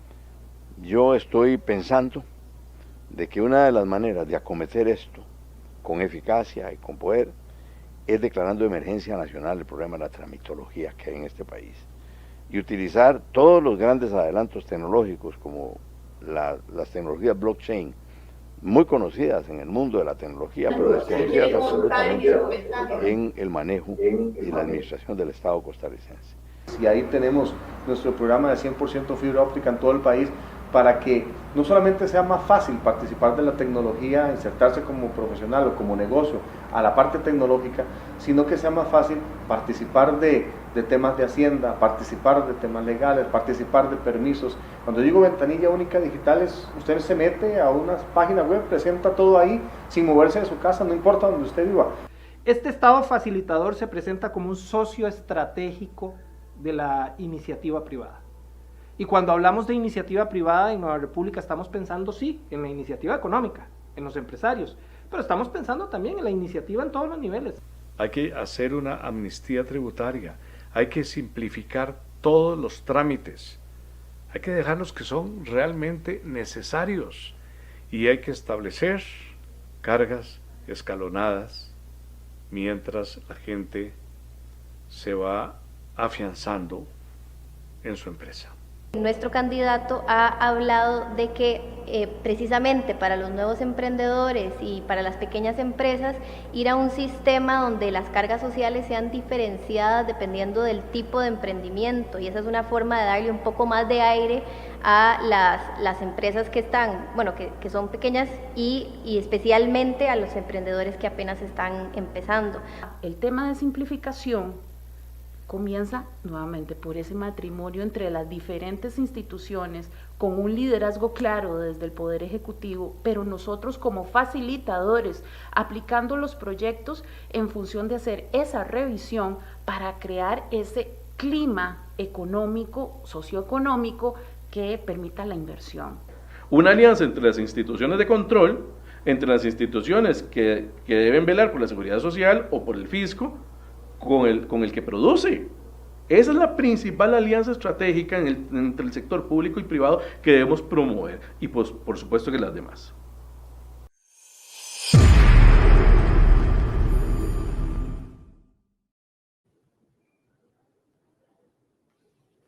Bien, este es otro tema que se las trae para la industria alimentaria y sobre todo cuando hablamos de informalidad y cuando muchos empresarios también quieren ser formales y no pueden, ¿verdad? O los emprendedores intentan conformar una industria o por lo menos una pequeña empresa, los trámites los ahogan y se tienen que de repente quedar en la informalidad porque el sistema no se los permite. Claro, y si no, no podrían salir adelante con un negocio, con una iniciativa que tengan propia. Así es, la informalidad probablemente es la versión más acabada de la incapacidad estatal de trabajar con los diferentes sectores económicos. Yo no conocería a nadie, o no creo conocer a nadie que efectivamente busque estar informal si tuviese, digamos, un incentivo para que efectivamente, ¿verdad?, su participación económica se viese retribuida de alguna manera. Entonces, creo que es una conjunción de varios fenómenos. En términos de la informalidad, lo que hemos hablado respecto de tramitología, lo que hemos hablado respecto, por ejemplo, de las cargas, cargas sociales y las cargas también impositivas, es fundamental atenderlas, digamos, de manera en conjunto. No hay peor, digamos, perjuicio, incluso para el propio Estado, para el propio sector público, veámoslo así, no para el Estado como Estado, sino para la institucionalidad, que la informalidad. Porque una persona que trabaja en la informalidad, digamos, de alguna manera encontró la ruta para no depender, evadir, para no depender, digamos, no solamente no pagar los impuestos, sino también de saltarse la barda, y entonces son gente que no paga Caja del Seguro Social, pero sí demanda servicios de la Caja del Seguro Social. Son personas que probablemente ante una situación de empleo en donde efectivamente vayan a recurrir a un Ministerio de Trabajo, a algún juzgado, lo demás, por algún tipo de situación que se haya presentado, no con su propio empleo, digamos, de manera directa, sino de manera indirecta, demandan servicios del Estado sin haber, digamos, correspondido con ese pago. Creo que ahí hay un trabajo muy fino que hacer, una tarea, digamos, del sector empresarial en términos generales y particularmente del sector empresarial alimentario, de tratar de dibujar cómo es que efectivamente todo esto es un círculo vicioso que está procurando la misma acción del Estado. El Estado es un expulsor, por decirlo de alguna manera, de la formalidad hacia la informalidad. Por ejemplo, a la Caja se le acusa de perseguir, más que de buscar conciliaciones, de perseguir a ese sector. A los que estamos en la Caja nos persigue, y a los que no están, los persiguen también. Entrar es un calvario, porque efectivamente hay un principio casi que de acusación, ¿verdad? De que hay una intención de, no sé, de qué, pero es una suerte de sentirse así culpable sin haber hecho nada para poder formalizar su situación. Creo que efectivamente, de nuevo, el sector debería buscar la forma en que esto lo dibuje, ¿verdad? Haga un trazo para que los sectores políticos que van a llegar especialmente a la Asamblea Legislativa entiendan que el problema de la informalidad afecta especialmente al Estado, no afecta necesariamente solo al sector económico, ¿verdad? La persona que vive en la informalidad, pues, trabajará de alguna manera, comprará, seguirá teniendo, digamos, una actividad que le permita continuar siendo un agente económico importante, pero no así el Estado. El Estado es el que se prohíbe a sí mismo, por toda la serie de falencias que tiene, ¿verdad?, esa participación formal en una economía que efectivamente debería beneficiar a la mayoría de la gente. Entonces, de nuevo, le queda una gran tarea, a lo que volvíamos al caso de formación, de educación, de sacar de esa ignorancia deseada o no deseada por parte de los sectores políticos, pero especialmente en la Asamblea Legislativa, para que ahí empiece, bueno, al toro por los cachos, por los cuernos, como dicen, ¿verdad?, vulgarmente, empiece todo el trabajo que tiene que hacerse para que efectivamente Costa Rica empiece a salir de esa informalidad en donde efectivamente cae la mayoría de la población ante un Estado que es deficitario en muchísimos sentidos. En la nota madre, precisamente uno de los empresarios decía, y no hay ningún incentivo para ser formal, no lo ¿verdad? existe. O sea, los tiran a la informalidad, pero no hay nada que me motive a mí, ¿verdad?, a permanecer en la formalidad o buscar esa formalidad. Por el contrario, hay más razones para quedarme en la informalidad que entrar. Que para entrar. Y parte de eso es la tramitología y los excesos, digamos, que se cometen, de que, por ejemplo, si voy a hacer una ampliación pequeña de la casa y quiero pedir un permiso, de repente es mejor ni siquiera ir a pedirlo por el calvario que voy a vivir. Sí, y en eso es un tema, ahora que usted lo menciona, que me parece que es fundamental el trabajo que puede hacerse desde el sector empresarial, y especialmente cuando se trata de un sector tan regulado, tan con la mirada puesta como es el sector alimentario. Normalmente, lo que pasa en términos de tramitología, por ejemplo, es que es la misma institucionalidad diciéndose a sí misma cómo mejorar los procesos.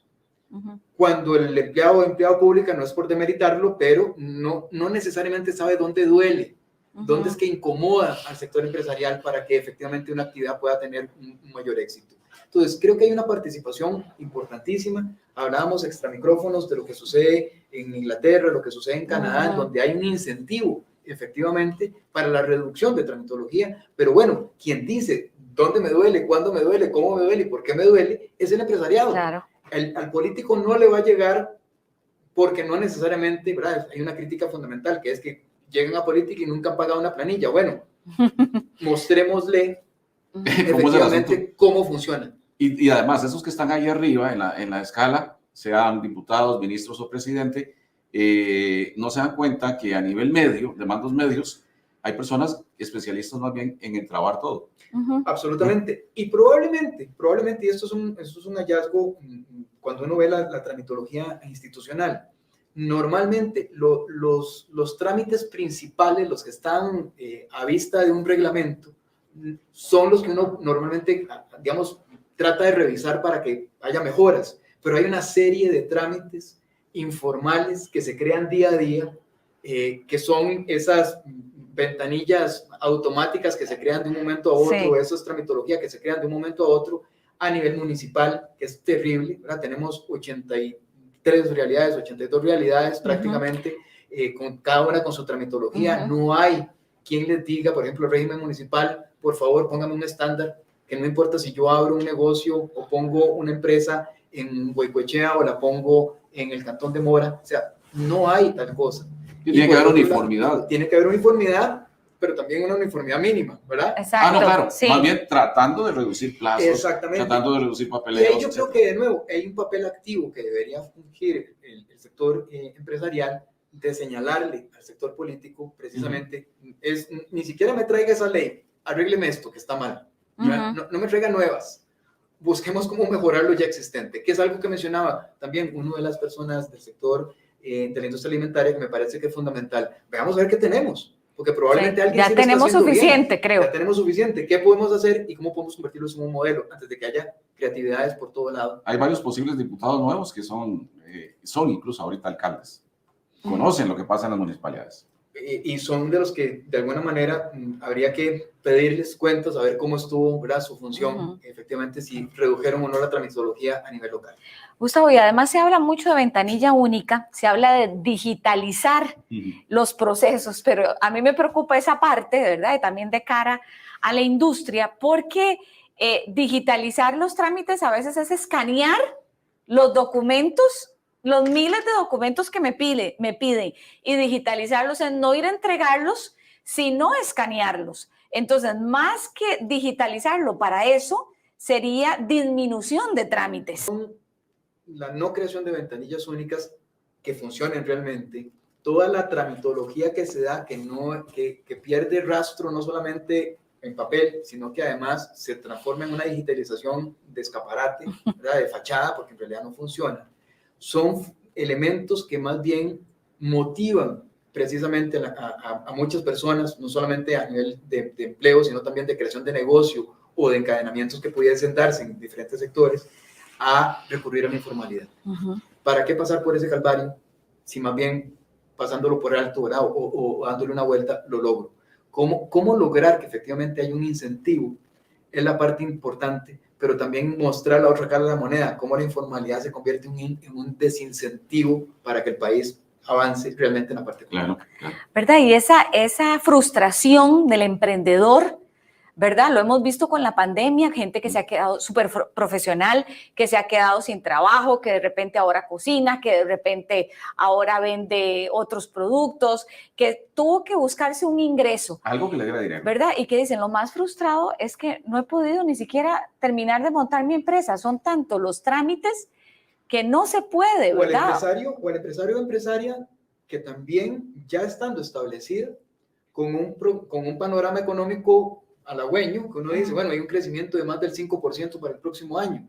Bueno, señores del sector político, señor Estado, yo puedo llegar a ese nivel de crecimiento si efectivamente logro transformar toda esa informalidad en empleo formal con reglas claras. Porque de lo contrario se le pide al sector empresarial, ¿verdad? Hay un crecimiento, empleos, casi como si fuera automático. No es automático. Siempre va a haber un retraso y ese retraso significa el papel del Estado.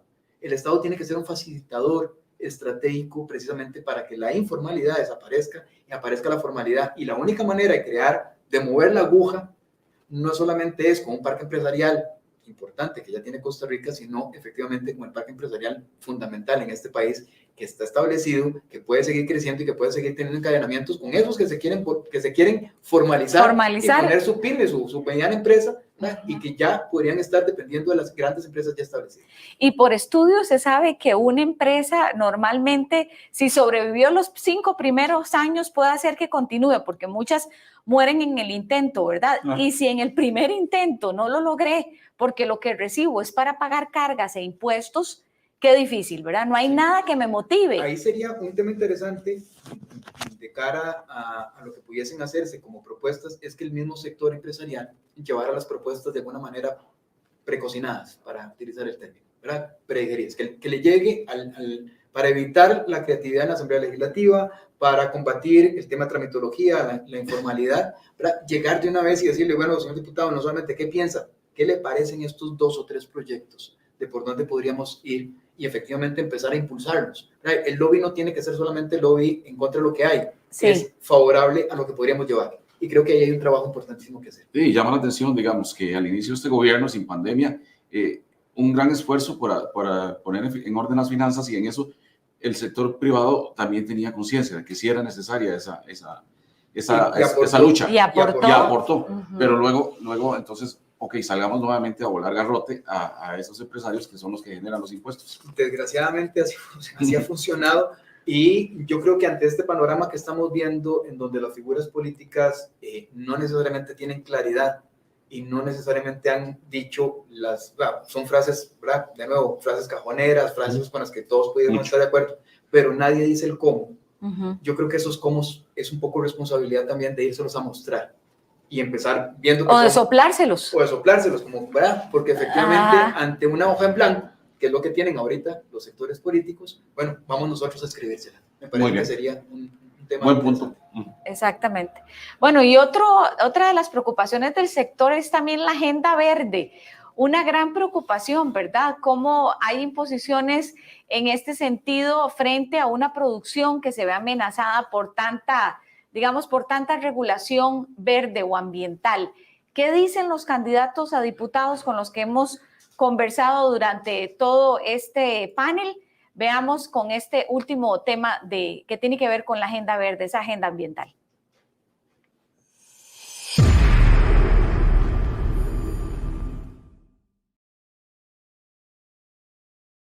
Quiero asegurarles que cualquier medida que se tome desde mi despacho, si los costarricenses me honran con su voto y me permiten llegar al Congreso, será conversando amplia y exhaustivamente con el sector productivo. Les garantizo que no habrá imposiciones sorpresivas de ningún tipo. Que la industria aplique procesos más amigables con el ambiente no necesariamente les resta competitividad, más bien podría aumentarla porque se ganarían el favor y la simpatía de los consumidores. A mí me parece que tenemos que migrar a prácticas ambientales más sostenibles. Sin embargo, eso no implica que nos volvamos un aparato burocrático, ¿verdad?, por cuestiones ambientales. Entonces me parece que tenemos que encontrar los equilibrios y, más allá de castigar, me parece que tenemos que premiar las prácticas responsables. Sin duda, yo voy a tener una agenda verde, pero una agenda verde acorde a la coyuntura del país, sobre todo a la coyuntura económica, y una agenda verde moderna, no lo que normalmente hemos conocido como agenda verde, que es no permitir que se produzca. En mi proyecto de combate al cambio climático, Costa Rica superará lo que están haciendo la mayor parte de los países en el mundo en este campo, sin tocar, sin afectar al productor industrial. Ciertamente hay cosas que tenemos que hacer y llegar a acuerdos. El tema del plástico se inscribe dentro de la búsqueda de estos equilibrios entre la búsqueda de la competitividad y la búsqueda de la protección ambiental. De nuevo, nosotros no estamos dispuestos a avalar impuestos, pero sí nos gustaría, ¿por qué no?, sentarnos con los empresarios, sentarnos con la Cámara y evaluar todas las opciones que tenemos para ir convirtiendo el tema del plástico, que es un tema esencial para la industria alimentaria, en un tema que en el mediano y largo plazo se convierta en algo ambientalmente sostenible. Bueno, el plástico tiene que desaparecer, o por lo menos disminuir la carga que va al ambiente. Eso lo hacemos con reciclaje de momento. Pero tiene que haber, tenemos que implementar productos biodegradables y no seguir por ese camino autodestructor del ambiente, como es seguir utilizando plásticos, poliésteres, que son derivados del petróleo.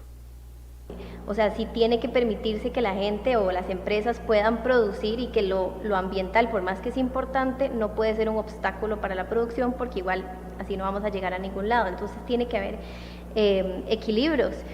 No tiene que haber un tema de más impuestos verdes, no, es un tema de cómo hacer esa diferenciación de que nuestro producto es de buena calidad y a la vez responsable con el medio ambiente. Los impuestos verdes no es el camino para permitir el desarrollo industrial y comercial del país, más bien la carretera que tenemos que utilizar es más bien la eliminación de impuestos, la simplificación y eliminación de trámites, la mejora en las condiciones de productividad de las empresas. Es decir, cualquier proyecto de ley que se vaya a plantear en la Asamblea Legislativa desde una perspectiva liberal tiene que incorporar, o tiene que eliminar esa condición per se de que el impuesto va a resolver algo en este país.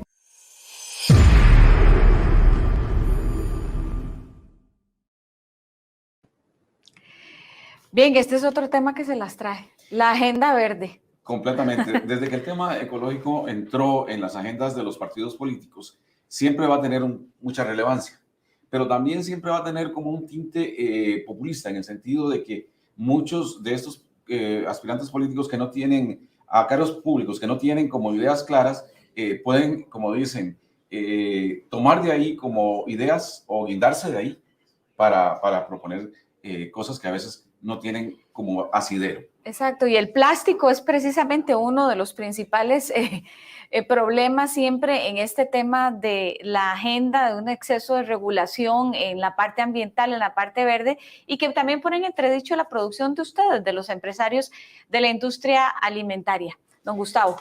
En esto, viendo el video con todas las entrevistas, a mí me llamó poderosamente la atención de que la posición ambiental es la posición que señala don Marcelo, ¿verdad? Es la posición pensando en la gente, de nuevo, pero no es una posición realista, porque ¿quién puede estar en contra del tema ambiental? Sí. Nadie, efectivamente. Pero una cosa es no estar en contra y otra cosa es cómo hago para asumir los costos que me signifiquen ir adoptando medidas que efectivamente vayan con el tema del ambiente. Creo que ahí solamente uno de las personas entrevistadas, en primer lugar por San José del Partido Unidad Social Cristiana, lo pongo como ejemplo porque estaba acá, probablemente deben haber más, yo espero, señaló un tema que me parece que es importantísimo en términos del sector político, y es generar incentivos. Tenemos la costumbre de penalizar el uso del plástico, pero no hemos trocado eso en un incentivo al uso de otros materiales. Entonces, si queremos desincentivar el uso del plástico, no es poniéndolo en impuesto. O sea, no se arregla todo por la vía del garrote, ¿verdad? Es precisamente por la otra vía de incentivar, puede ser fiscal o no fiscalmente, ¿verdad? Dar incentivos al sector para que efectivamente vaya asumiendo otras tecnologías, otros elementos que efectivamente, digamos, logren de la mano con la propia, digamos, adopción de estas nuevas tecnologías, empezar a caminar, digamos, en efectivamente dejar al plástico a un lado. Creo que esa es la lógica, por un lado, y por otro lado, los encadenamientos que tengan que ver con el tema ambiental. Si por un lado, ¿por qué si en Costa Rica funciona, por ejemplo, el tema de la compensación de carbono para las empresas, ¿por qué no lo hacemos funcionar con otros temas? ¿Por qué si no le compramos a empresas verdes, ¿verdad? ¿Por qué si el propio sector decide comprarle? Bueno, hagamos encadenamientos que sean verdes, pero que el Estado lo reconozca. Si le compro a empresas que son certificadas ambientalmente, bueno, voy a tener un incentivo. Si también hago fijación de carbono, bueno, ya está el incentivo. Bueno, ¿qué más puedo ir haciendo? Porque esto no se trata solamente del garrotazo, no se trata solamente de la presión, se trata más bien de incentivar lo que está ya funcionando, de qué manera podemos empezar a trabajar. Ni siquiera las metas que se están discutiendo en estos días, en la celebración que se está haciendo de la COP26 en Glasgow, Escocia, ni siquiera la meta, digamos, en el tema de cuánto es la reducción que debería darse en términos de grados centígrados, ¿verdad? De aquí al 2030. Ni siquiera eso hay un acuerdo. Yo no sé por qué en Costa Rica nos volvemos casi que más papistas que el Papa, ¿verdad? ¿Sí? Entonces, en alguna medida está el desincentivo, más bien cuando lo que deberíamos actuar es, bueno, las industrias que nos demuestren que están utilizando tecnologías, por ejemplo, que adquieren o utilizan energías renovables, las empresas que están logrando efectivamente colaborar con las metas internacionales. Bueno, ¿qué pasa? Eso es un tema país, eso es un tema de política pública básico. No tiene que seguir funcionando por la vía más bien del castigo, ¿verdad? Y de la demonización o de la satanización de las prácticas económicas que han estado funcionando durante años, y desmontarlas no es de nuevo de la noche a la mañana. Sí, por ejemplo, en ese campo de las energías renovables, hay empresas que han hecho esfuerzos, por ejemplo, por instalación de paneles solares para reducir, y resulta que en este país instituciones que están ahí anquilosadas, que no quieren incentivar eso, no quieren. No, y curiosamente, cuando deberíamos de tener, ¿verdad? Todos los techos convertidos probablemente en paneles solares, ¿verdad? En Costa Rica ha sido un tema, por ejemplo, y ahí no vemos el ambientalismo, ¿verdad? Ahí la obstrucción que ha causado el Estado mismo para el funcionamiento, por ejemplo, de la adopción de nuevas tecnologías, ahí nadie lo está viendo y nadie lo está castigando, ¿verdad? Entonces es como extraño que entonces la balanza está desequilibrada. La balanza está desequilibrada porque el peso se le pone al sector empresarial y no al papel del Estado. Se le pone a tratar de, digamos, de alguna manera poner impuestos, pero no de incentivar el uso de las nuevas tecnologías y de formas ambientalmente amigables. Y don Gustavo, pese a que la industria alimentaria no tiene tantos incentivos, sí hace grandes esfuerzos. Y vamos ahora al mismo tema de siempre, la ignorancia y la necesidad de educar a estos posibles diputados que van a estar en la Asamblea Legislativa de todo lo que hace la industria alimentaria en este campo, porque no es que se quedó y porque como no tengo incentivos, entonces no aplico medidas verdes. Por el contrario, muchas empresas de la industria alimentaria son ejemplo claro de esos esfuerzos que pese a que no están incentivadas, hacen un esfuerzo, ¿verdad? Porque no es quitar el plástico, no es ponerle impuesto al plástico, no. Es que se hace un gran esfuerzo, que incluso es un esfuerzo económico, hacer esos cambios de empaques, mejorar esos empaques, hacerlos más amigables con el ambiente, significa todo, significa plata para el empresario. Es una inversión muy alta. Exactamente. Y que es un tema que va más allá, digamos, del uso, efectivamente, digamos, de poner impuestos, por ejemplo, al uso de ciertos productos. Ajá. Las empresas han hecho enormes esfuerzos, por ejemplo, en un uso más eficiente de los recursos como el agua, de la energía eléctrica, de utilizar nuevas tecnologías, de incluso de cumplimiento con, aquí es otra de las tramitologías que es impresionante, es el tema de Setena y todo lo que es el tema. Ya ahí es para cortarse las venas, dijo alguien. Ya nos llevamos 2 así, horas más en ese tema. Aún así se cumple, se sobrepasan muchas de las veces los esquemas y en eso de nuevo no hay reconocimiento. Entonces yo creo que de nuevo la balanza está desequilibrada y hay que sacar de la ignorancia, hay que empezar a hacer un papel, me parece, ahí formador para las personas que van a ocupar cargos públicos. En el mismo caso de los alimentos como tales, muchas empresas están preocupadas por brindar alimentos de mejor calidad.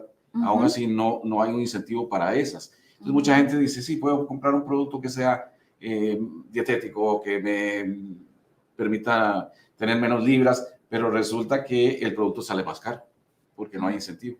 Porque el único incentivo es el tema del precio. Exactamente. Cuando debería ser entonces en los costos de producción. Claro. Y ahí es donde efectivamente Costa Rica podría poner políticas públicas que sí sean ejemplo para el resto de los países. Exactamente. Porque somos ejemplo en muchas otras cosas, pero no somos ejemplo, por ejemplo, haga la redundancia, en incentivar empresas que efectivamente ya lo están haciendo y que podrían hacer muchísimo más si contaran efectivamente con una reducción de los costos hoy que los ahogan y que creen que nada más es una cuestión de nuevo, multa, ¿verdad? Es castigo, pero no por la vía del premio, no por la vía de trabajar de manera positiva con el sector empresarial, que finalmente es el motor económico, es el motor que da más empleo, es donde se coloca prácticamente el 85% de la población económicamente activa y es lo único que va a hacer que luego el Estado pueda reducir el tema de impuestos merced a una bonanza económica resultado de un mejor sector empresarial. Bien, como han visto, hemos analizado diferentes sectores, diferentes temas que son de importancia fundamental para el sector. O sea, tiene que ver con finanzas públicas, con reforma del Estado. Hemos hecho un repaso por todo el tema de tramitología, de acoso legislativo. También hemos tratado de ver el tema de agenda verde, de economía informal.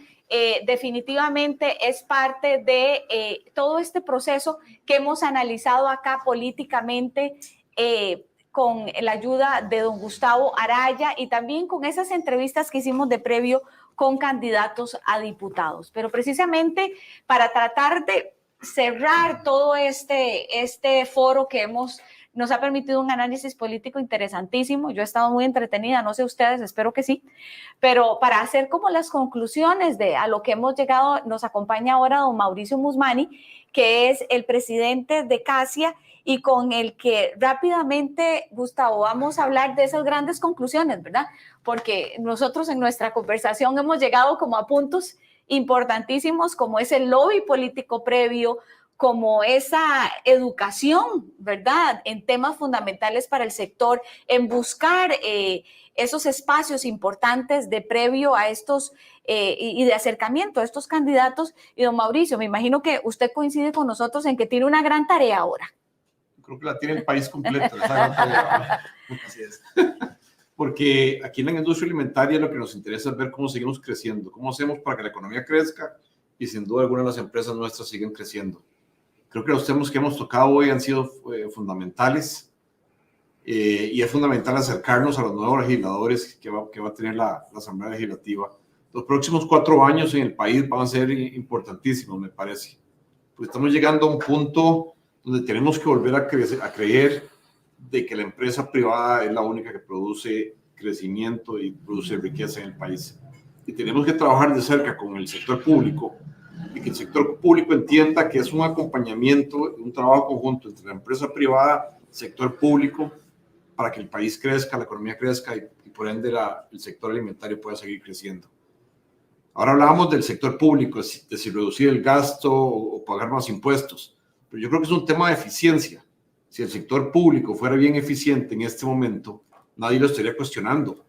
El problema es cuando una institución no es eficiente, ya sea privada o pública, y tenemos que volver otra vez a hacer bien eficientes las instituciones públicas, a que esas instituciones públicas sean las que acompañen a la empresa privada y a la persona individual en la calle, donde realmente exista un crecimiento de la economía, mejores oportunidades.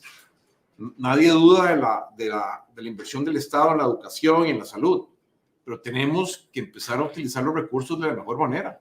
No puede ser posible que esos recursos se desperdicien. Costa Rica invierte muchísimo en educación, pero los resultados en los exámenes de los muchachos internacionalmente no se ven.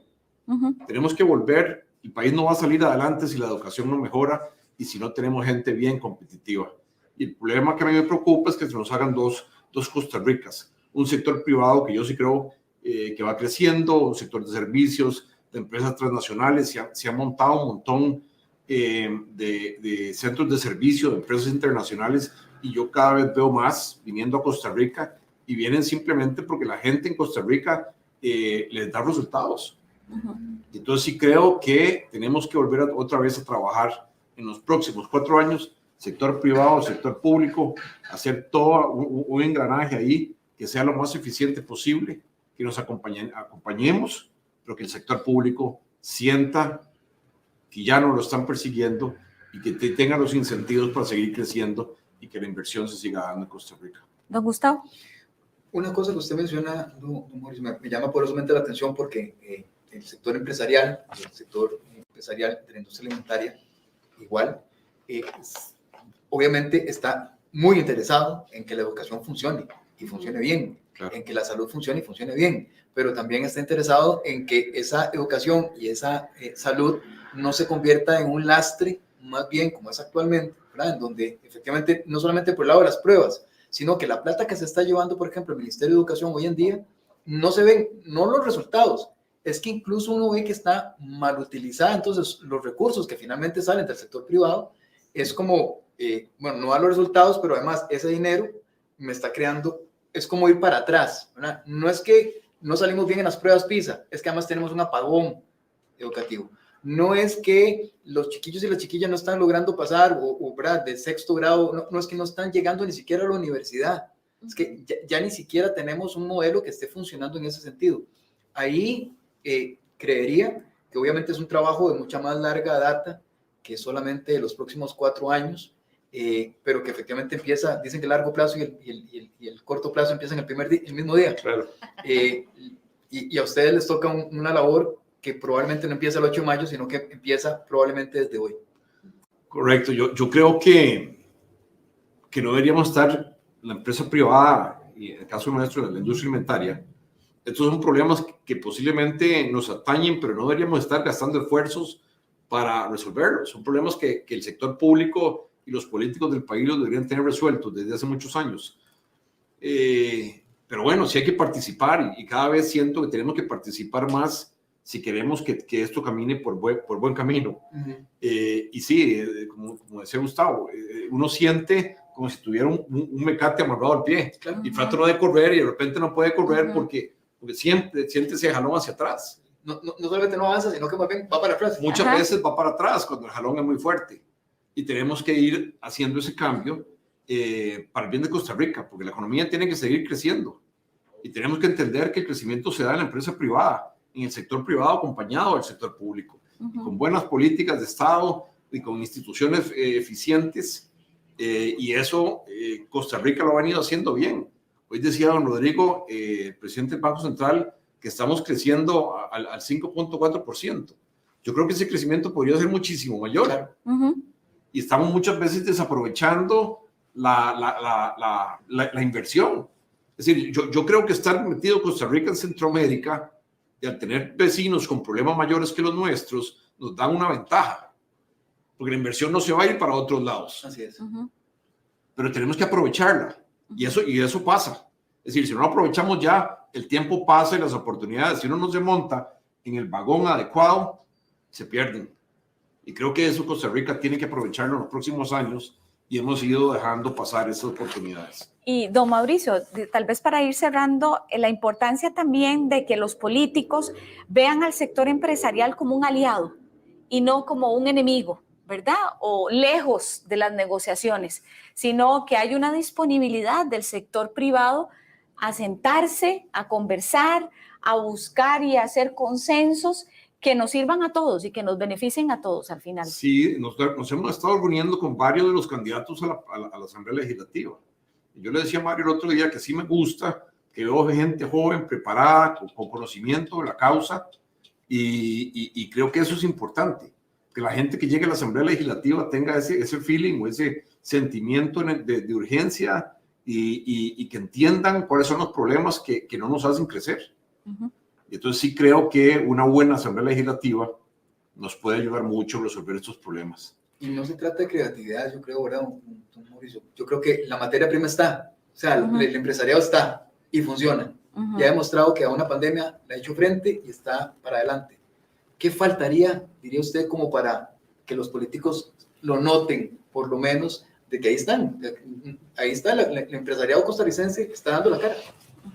Yo creo que lo conocen el tema. Uno no puede estar ciego a la situación de la realidad. En el último año, las exportaciones, el sector externo de Costa Rica ha crecido muchísimo más de lo que esperábamos. Y la resiliencia que ha tenido la empresa de cambiarse, de adecuarse, la empresa no ha parado de producir. La industria alimentaria no ha parado de producir en la época de pandemia. Pero sí, de vez en cuando siente uno ese mecate amarrado al pie. Y entonces, y me parece que es una visión de modelo de desarrollo. Porque hay que entender, y creo que ya está más que probado, de que la forma de generar riqueza es la empresa privada trabajando de cerca con las instituciones del sector público, pero aquellas instituciones que realmente sean eficientes. Porque hay instituciones que uno se le para el pelo, uno dice, ¿qué están haciendo? ¿Dónde generan valor? Y uno no consigue, y le da uno vuelta por un lado y por otro lado, y no generan valor. Entonces, yo creo que los políticos saben, hay que ser muy ciego para no darse cuenta de dónde ha crecido Costa Rica en los últimos 4 años. Y más que eso, para atrás, ¿verdad? Pero tenemos que seguir enfocándonos en ser más eficientes, en reducir esas trabas. La agenda verde, como decíamos, todo el mundo quiere un país verde, bonito, la naturaleza le gusta a todo el mundo, pero tenemos que ser también eficientes y tenemos que competir con el resto del mundo. Entonces tenemos que ser la generación eléctrica, por ejemplo. Sí. Todos queremos que Costa Rica produzca con viento, con agua, solar, pero ahí tenemos que competir con países donde todavía se está utilizando fuertemente la energía fósil, ¿verdad? Y entonces sí tenemos que ser verdes, pero competitivos. Y eso, ¿verdad? Lleva un trabajo importante de desarrollo de todo el sector energético que toma años, ¿verdad? No es tan sencillo. Bien, muchísimas gracias. Aquí la buena noticia es que por lo menos el consejo que nos da don Gustavo de hacer ese lobby previo ya lo empezamos, ¿verdad? Ya se está reuniendo la Cámara con los candidatos a la presidencia, con los candidatos a diputados, teniendo esos acercamientos y la importancia de que la industria, el gobierno, el Congreso, todos podamos hacer un buen trabajo para por fin reactivarnos económicamente, sobre todo en este país que lo necesita, que es urgente y que este cambio y estas elecciones que tenemos el próximo mes de febrero van a ser vitales. Yo creo que esta vez nos la jugamos de todo por el todo. Realmente es muy importante agradecerle a don Mauricio, a don Gustavo. Fue un gusto volver a compartir set después de mucho tiempo, a mi compañero Marcelo Castro, que ya ahora está también aquí detrás de cámaras, pero que estuvo acompañándonos en todo este análisis político. Y yo me les escapo aquí un momentito del set para contarles a los participantes de este congreso que así como han sido partícipes de las diferentes charlas y de todo lo que hemos estado ofreciendo en esta Expocacia, hay también premios para ustedes. ¿Quién dijo que no? Por supuesto. Entren a la página, visiten los stands, acumulen puntos y me dicen que el jueves a partir de la 1 de la tarde ya estos premios van a ser canjeables. Y aquí hay de todo. Aquí hay cositas ricas para comer, para beber, tecnología, para todos los que son amantes de la tecnología. Aquí hay de todo. Para los que estamos teletrabajando a ratitos, hay un montón de herramientas tecnológicas súper disponibles para ustedes. Y me pide don Mario Montero que les recuerde que todas las conferencias que vamos a estar dando en el marco de la Expocacia van a estar en la plataforma, subidas en la plataforma. Si usted no pudo verla, puede después consultar la conferencia, por ejemplo, que dio don Rodrigo Cubero hoy en la mañana, el análisis político que hicimos aquí como parte de este panel. Así es que no solo participe de las conferencias, sino si no lo logró, no importa. Ahí están esas conferencias subidas en la plataforma para que usted le pueda dar seguimiento. Así llegamos al final de esta Expocacia en este martes. Que tenga usted muy buenas tardes.